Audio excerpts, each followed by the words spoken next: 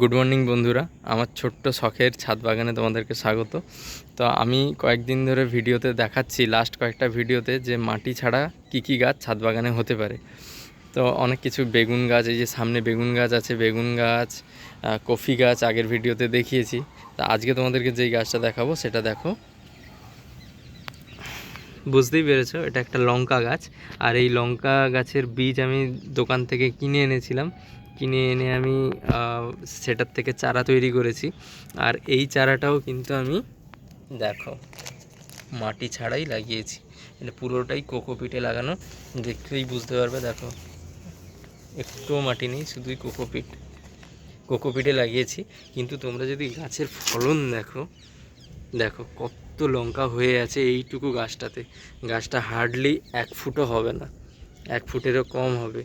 আর এইটুকু গাছে প্রচুর লঙ্কা ধরেছে, দেখলে তোমাদের মন ভরে যাবে। আর লঙ্কাগুলো ঝাল, তো সেটা তো লঙ্কা গাছের না হয় আমি মানলাম যে জাতের উপর নির্ভর করে, জাতটা ভালো পড়েছিল বলে লঙ্কাগুলো ঝাল এত। কিন্তু এইটুকু গাছের গ্রোথ যেমন হয়েছে, আর গাছে ফলও প্রচুর ধরেছে। তাই মাটি ছাড়া যে গাছ হবে না, সেই ধারণা তোমাদের থাকলে সেটা কিন্তু পাল্টে যাবে এরকম গাছ হলে। তো আর দেখো, আমি তোমাদেরকে একবার দেখিয়েও দিচ্ছি। আমি কিন্তু এক হাতে দেখো গ্রো ব্যাগটাকে তুলে নিয়েছি। এটা একটা 12 ইঞ্চি গ্রো ব্যাগ। মাটি থাকলে গ্রো ব্যাগটা অনেকটাই ভার হতো। আমি এক হাতে তুলে নিচ্ছি, তার মানে বুঝতেই পারছো যে এটাতে শুধুই কোকোপিট দিয়ে গাছটা তৈরি করা।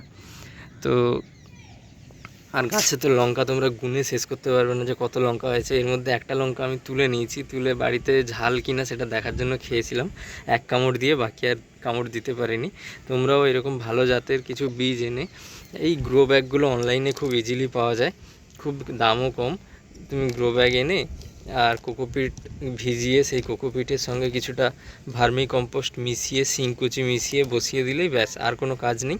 এবার গাছ দেখবে কিছুদিন পরেই বড় হয়ে এরকম সুন্দর গাছ ফলে ভরে যাবে। আর এত সুন্দর যদি বাড়িতে লঙ্কা হয়ে থাকে গাছে, তাহলে কতটা ভালো লাগে দেখতে, সেটা তো তোমাদেরকে আমি বলে বোঝাতে পারবো না। যাদের গাছের শখ আছে তারাই বুঝতে পারবে। আর গাছে দেখো কোনো রোগ হয়নি। গাছে আমি এটা শুনেছি যে মাটি ছাড়া যদি অন্য মিডিয়াতে গাছ বসানো হয়, সেই গাছে নাকি রোগও কম হয়। আর সেটা আমি এখানে বুঝতে পারছি লঙ্কা গাছটা দেখে। লঙ্কা গাছে কিন্তু কোনো প্রবলেম হয়নি, একদম সুস্থ গাছ, বেশ ঝাঁকড়া ঝোপালো হয়েছে গাছটা। আর চারিদিকে দেখো লঙ্কায় ভরে আছে।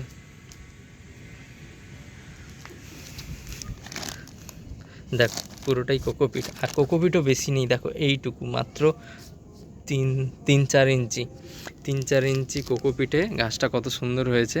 এটা মাটিতে বসালে আরও বেশি ভালো হতো অবশ্যই হয়তো, কিন্তু মাটি ছাড়াও যে গাছটা হয়নি বা গ্রোথ ভালো হয়নি, ফসল ভালো হয়নি, সেটা কিন্তু কখনোই বলা যাবে না। কারণ তোমাদের সামনেই দেখাচ্ছি যে কত সুন্দর হয়েছে। আর তোমাদেরকে গ্রো ব্যাগটাও তো তুলে দেখালাম, দেখো এক হাতে 2 আঙ্গুলে ধরে তুলে ফেলেছি, এতটাই হালকা।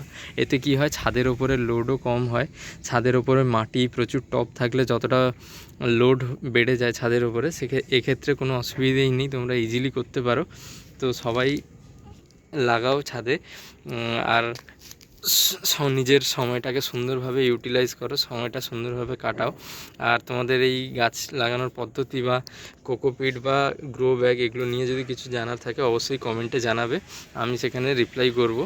আর আমার ভিডিওগুলো যদি তোমাদের ভালো লেগে থাকে, তাহলে চ্যানেলটাকে সাবস্ক্রাইব করে দিও।